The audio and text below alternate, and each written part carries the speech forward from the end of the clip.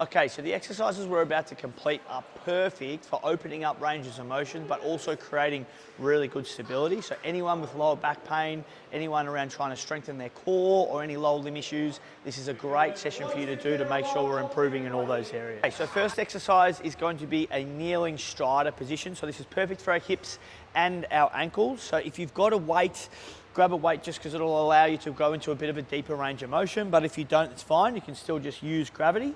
So back toes flat, and this is where we get that little bit of a stretch through the shin, and then the weight will go on the front side. And what we want to do is dive deep into this position and focus on getting as much range through the hip. So if we're a little bit struggling to get the stretch through the hip flexor, front foot can go further forward, and then really sink into that. Now squeeze this back glute, and what we're going to do on the front side is just start to work the ankle. So if you watch my calf carefully, I'm going to pop myself up in a little bit of a calf raise, and then as the calf lowers, the knee allows to sink deeper over the toe. Cool, so a little bit of a calf raise, and as I go down, the knee starts to drive further forward over. I want you guys to hold this for a minute on the right side, and then we'll swap it over, do the same. Let's get that nice big hip flexor stretch first, big squeeze off the back, and then just little reps, a couple of seconds up. Just make sure, again, every time that we go down, more of that weight drives towards the midfoot and the toe, 30 seconds. Once we've done 30 seconds, then we're going to work into our isometric contraction. So if we're aiming to stretch there, particularly through the hip flexor, we want to try and get a little bit of strength through the glute, which will help open up that joint and again, encourage the blood flow to that area. So we set up on the back, nice strong position push up. Now big squeeze, we want to make sure that the glute is contracted and we're feeling the bum over the hamstring here. So if we need a bit of assistance, use the elbow, screw the ground and push out, and again squeezing. So focus on your breaths, big inhale, belly, exhale. As we exhale, we squeeze and screw, and we're just holding that contraction there from 30 seconds to a minute. If we can get the minute perfect, if you're burning by 30 seconds, that's enough. And then what we'll do is we'll repeat that circuit 3 times, and you'll just start to get a little bit more range of motion through that strider every time. Okay, so now we're going to work our way into the groins or the adductors, so this muscle on the inside. So what we're going to try and do here is set up on the knees, and then we want to line one side up, so heel, knee and hip on one side, and then the opposite side, the leg's going to drive out to the side. Now, some of you might already struggle even to get the leg out to the side. So even if you've got to start a little bit bent and then gradually just work the leg into a straight position. But ideally, we just want to work into using our inhale exhales and exhaling and rocking back. Now, as I rock back here, I'm still keeping this right hip open, but I'm feeling a nice big stretch through that left side. Breathe in, come in. Breathe out, come out. And you'll see I'm really trying to keep that right heel in line with the right knee. I'm not allowing it to curve to the inside. So we're opening up both sides. And as I start to open up, I can just keep starting to shift that left foot out further. And again, bum goes back to the wall, not back to the heel. I'm not sinking down, trying to get length through that position. We'll do that for 1 minute. And then we do the same thing, 1 minute other side. Nice big exhale, get that good adductor stretch from the inside. And you might even feel a little bit of stretch through the shoulders as a bonus. Once we've done our 1 minute, we're going to go 30 seconds either side of a clam drill. So with this one, again, it's just some isometric contraction. So we're holding, and you'll set up on your side.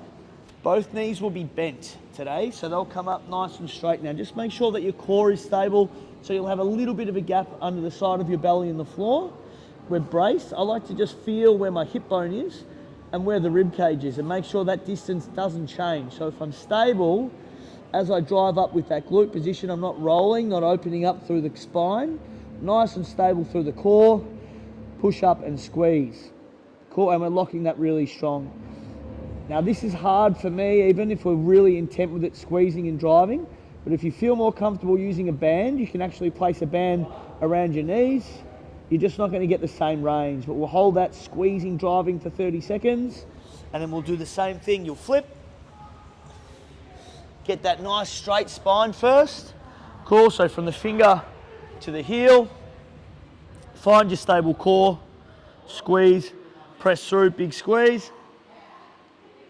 Again, little gap in the belly, core's on, bum's firing. And again, that's another 30 seconds, 3 rounds of our adductor rockers, a minute each side, and 30-second clams. So the next one, we're gonna incorporate a little bit of balance with our mobility at the same time. So if you struggle with this, definitely suggest grabbing yourself a wall, or even if you've got like a dowel or something to hold on to give you a little bit of stability. But we wanna brace up, so big toe, small toe, heel on one leg. The opposite side's gonna cross over the body. Now keep an eye on my pelvis or my pelvic line. So the 2 bones at the top here, as I sink, they stay parallel. And what I'm doing is trying to keep that square as I sink down. So I'm balanced on the left leg, but I'm really getting a nice big stretch up through that right glute, but I'm not shifting side to side. So you'll stay on one side. Cool, bones are square, hips sink back, balance for 5, 4, 3, 2, and then come up. If you can maintain your balance, just hold that leg. 5, 4, 3, 2, come up. So you just keep trying to keep your posture tall, and then you'll do exactly the same thing on the other side. They will be minute reps again for our mobility. So 1 minute as we work our way through, 5 seconds as we're sinking down. Once you've done both sides, then we'll set up into our side plank position. So this will allow us to get a little bit more contraction through that glute that we want to give us stability, and then a little bit through the obliques as well. So I recommend when we do the side plank option that we set up with the feet in a split position. So the top foot's in front of the bottom. This allows us just to activate or get a little bit more glute, then working a little bit more through the quad TFL. So those bits that are sometimes tighter, but just squeeze that bottom glute. Nice big inhale, exhales. Make it really hard, so squeeze the body really stiff. If that's too hard or too much, we're struggling, you can simply just go to the knees, press through and then lock up in a nice strong position from here. 30 seconds both sides, and then again you can use your progression as working your way out to that straight leg side plank position. Okay, so the next one, you're going to need your weight, kettlebell, like I said, it can be anything if you're at home, something that's around sort of 5 to 10 kilos. And now if you watch my hips, they're square to the camera, but the top leg is open on a 45, and so's the back hip. So my knee's facing on the 45, but the foot is behind my body. Yeah, so if you're setting yourself up, just go on the knees, okay, hips are square, left leg comes out 45, right hip is out 45, but I'm square. The weight comes up, nice and strong, almost like you're doing a deadlift, so we're locked up really strong, back glute is squeezed and engaged, and the back glute stays squeezed, and I'm gonna drive into that left hip.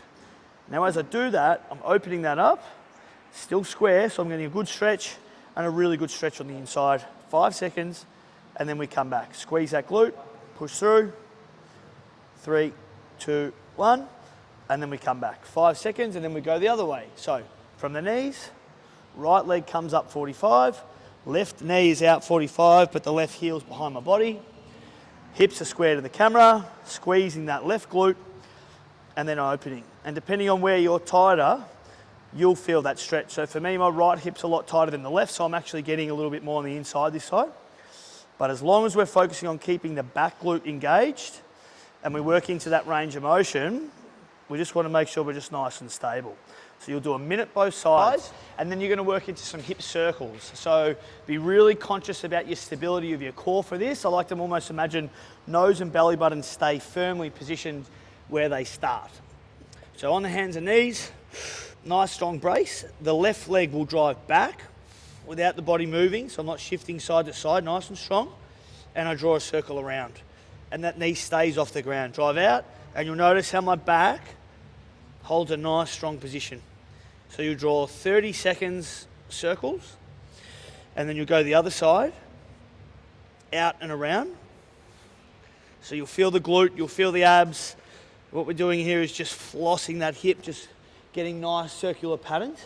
Set 2, when we come back into this, you'll go the other way. So you've gone back, we've done our hip openers with the kettlebell. When you come back in, you're gonna go out and then around.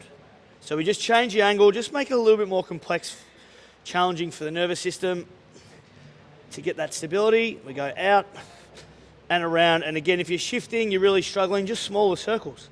They don't have to be huge. You'd rather maintain that nice balanced position of your pelvis. So within the 3 sets that you do with the hip openers and the circles, set 1, the leg drives back and around. Set 2, the leg is out to the side and back. Set 3, we go back out and around. Okay, to finish it off, the last thing, which most people are going to be generally tighter with, is trying to open up through the quads. So this is called a couch stretch for a reason. You can do it at home on the couch. So we're lucky here, we've got the boxes. So I'll go a little bit higher. We'll put 1 foot up and then back legs on the ground, and I'm going to squeeze that back glute nice and tight.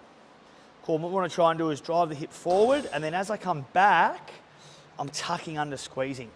So I squeeze the glute forward, tuck under, lock in nice and strong. Squeeze forward, tuck under, nice and strong. So I'm going to do that for 1 minute, 1 minute on the left side. Cool. And then so just to again get a little bit more blood through that area, and work the core, we're going to go to our plank position. Now, you can do this on the forearm or on the hands. Nice big brace. We don't have to go too far. Exhale, squeeze the glute, and you'll just see the foot just comes a couple inches off the floor. Cool. So we're working the core. Nothing too aggressive. Nice and strong. And again, we're just firing that glute up for 1 minute, which will just allow us, again, to open up through those quads, hip flexors.